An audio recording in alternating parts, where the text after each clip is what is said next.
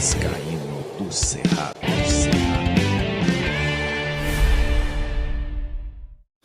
Fala galera vascaína, Thiago Fontes, canal Vascaíno do Cerrado, trazendo o vídeo do dia seguinte, a ressaca depois de mais uma derrota, 9 jogos sem vencer, uma temporada aí que a gente não vê o Vasco vencer. A última vez foi contra o Sport, aquele jogo lá, meio mandrake em São Januário, jogando mal pra caramba.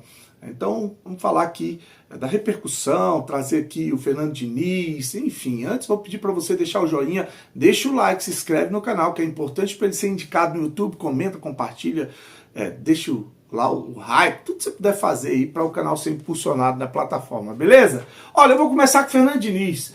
Teve a primeira entrevista coletiva de pós-jogo do técnico Fernando Diniz, e ele faz uma avaliação dessa primeira apresentação do time, que ele falou que teve pouco tempo, um dia só de treino, né?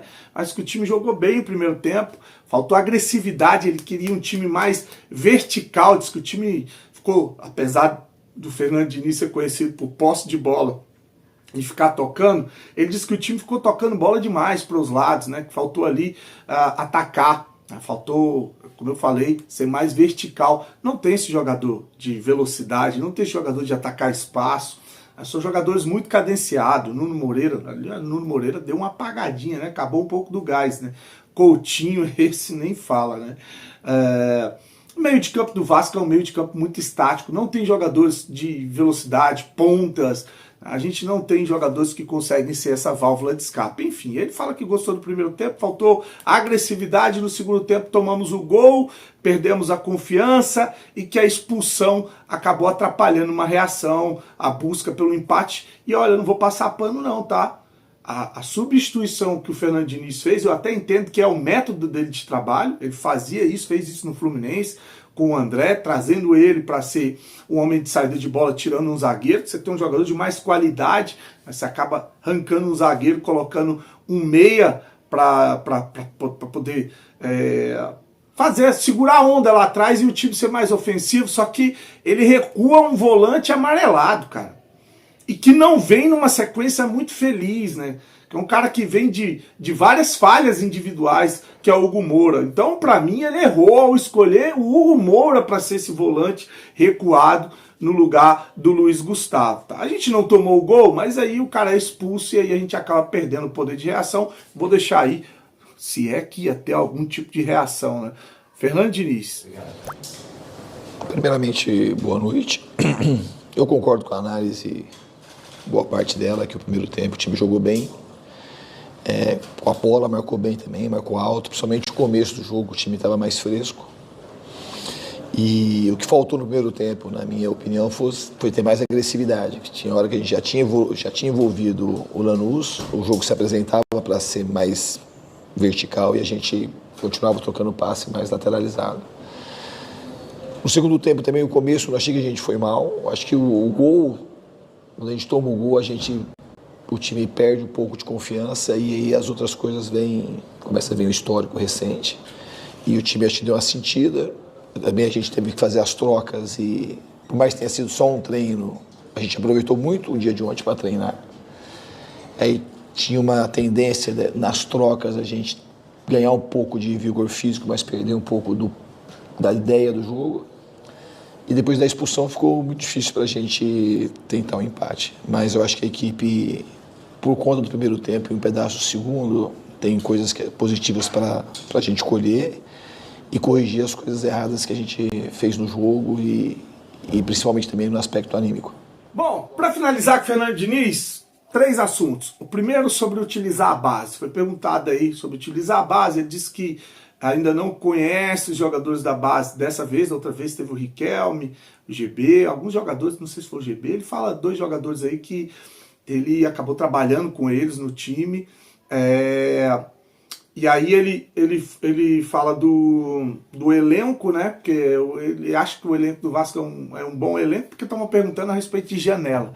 Ele não vai chegar desqualificando o elenco, falando que tem que contratar. É lógico que na hora que foram fechar negócio, ele já deixou explícito, né, para a diretoria que precisa contratar. Até o o empresário dele lá, que é o Bertolucci, vai ser um desses caras para fazer essa ponte de contratação. Né? Então, isso é óbvio que eles vão trabalhar a contratação, ou tem que trabalhar a contratação, e que ele não vai expor isso em coletivo. Então ele elogia o elenco, fala que é um elenco que ele gosta, e aí ele é perguntado sobre o Alex Teixeira, que da outra vez que ele trabalhou no Vasco, ainda na Série B, o Alex Teixeira era a opção no banco, ainda continua sendo a opção no banco. Fernando Diniz. Eu sempre tenho um bom olhar para os jogadores da base. Em todos os lugares que eu passei, a gente sempre acha jogadores na categoria de base. Quando eu estive aqui, mesmo jogou muito jogador, o MT, o Riquelme, lateral esquerdo, teve um bom momento comigo no Fluminense, o Alexandre, o John Kennedy, uma recuperação do Martinelli no São Paulo, o Brenner, o Sara, o Igor Gomes, o Luan. No Santos, mesma coisa. Então, assim, eu vou estar sempre olhando para a base. Já procurei saber, eu sei que os times estão indo bem, e o Vasco é um dos times que mais forma jogadores no Brasil. Então, a gente vai olhar para a base. Eu não sei de fato o que tem ainda, mas, assim, com certeza eles vão ser olhados. Em relação ao elenco, é um elenco que eu gosto, acho que tem bons jogadores. Especificamente, o Alex Teixeira, quando jogou contra mim aqui, ele performou, e eu vou procurar não só para ele, para todo mundo que está aqui, dar o máximo que eu puder para que os jogadores consigam melhorar e ajudar o Vasco.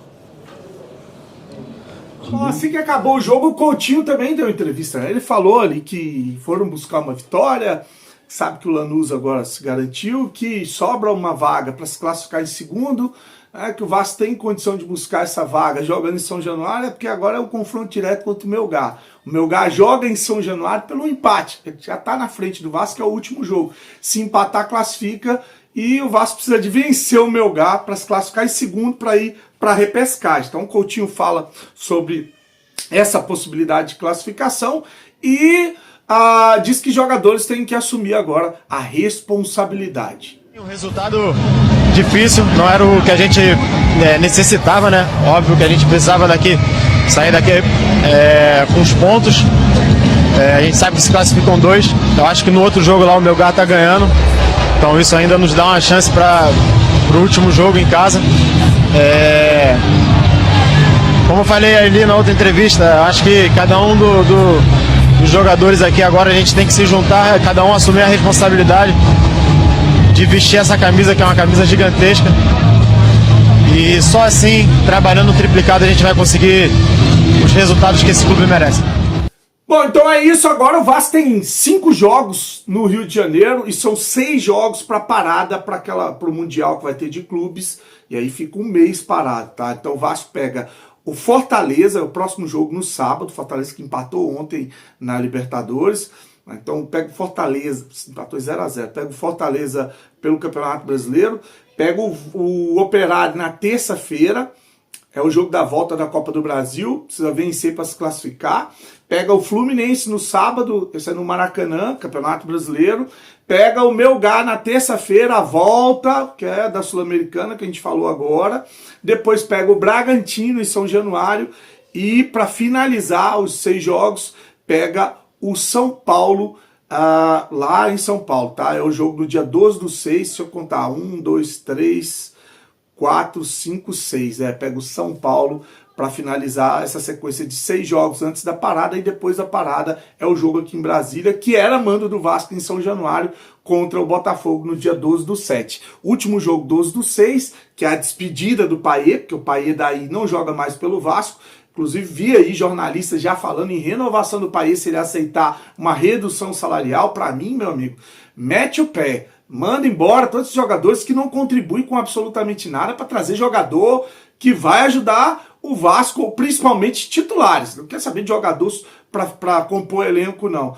E aí, então, são os 6 jogos antes da parada e depois o Botafogo, quando a gente voltar em Brasília, dia 12/7. Bom, para finalizar o vídeo, vou falar agora do Bruno Mazzeo, filho de Chico Anísio, ator, humorista, que resolveu vir às redes sociais cheio de moral para mandar recado para a gestão Pedrinho.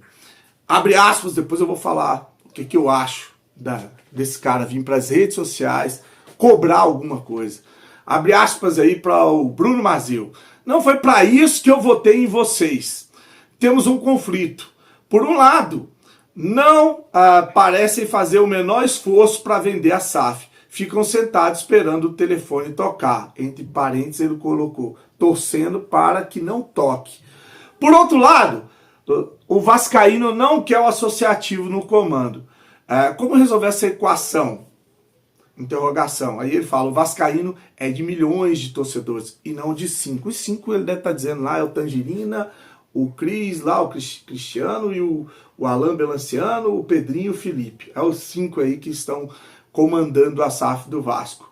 Tá, beleza, eu acho que tem que criticar mesmo o Pedrinho, tem que criticar o que eles estão fazendo. Agora, sabe o que me deixa revoltado? É ver gente como essa gente que usou de influência em rede social, que usou de serem pessoas públicas para influenciar torcedores, sócios, para colocar o Salgado dentro do Vasco. Esse Bruno Mazeu defendeu e protegeu a entrada desses caras no Vasco.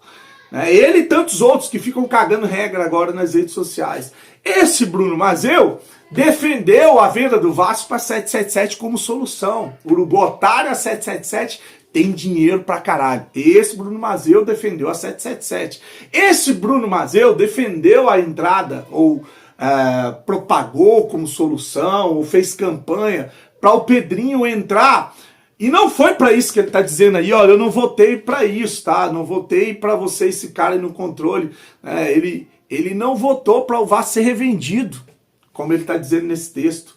Ele não votou para os caras entrarem e revender o Vasco. Ele votou para o Pedrinho entrar e proteger o negócio feito pelo Salgado e pelo Osório. Todos esses que defenderam a entrada do Pedrinho, nenhum era favorável à saída da 777. Todos eles queriam que o Pedrinho entrasse para a oposição não derrubar o negócio feito pelo Salgado e expor o que eles fizeram de negócio, né? Então, esse papinho furado aí de que, eu não votei para isso, eu votou para 777, está no controle do Vasco até hoje. E aí eu fico puto quando eu vejo esses caras que defenderam Salgado, 777, Osório, Pedrinho, vir para as redes sociais cagar regra. Se eu tivesse, eu falo isso aqui várias vezes, se eu tivesse feito campanha, se eu tivesse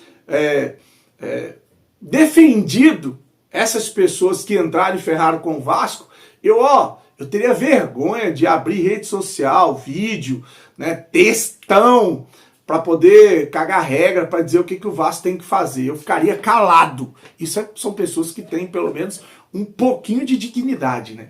Eu ficaria calado. Porra, eu defendi o Salgado. Eu defendi a venda para 777. Eu acreditei nas mentiras do Osório. Eu defendi o grupo do Pedrinho. Eu ficaria calado. Mas não. Essas pessoas não têm um mínimo de simancol ou vergonha na cara. Ainda aparecem em redes sociais cheios de moral para poder falar de Vasco, né? É isso. Infelizmente é isso. Curte, se inscreve no canal. Fique com Deus. Saudações vascaínas.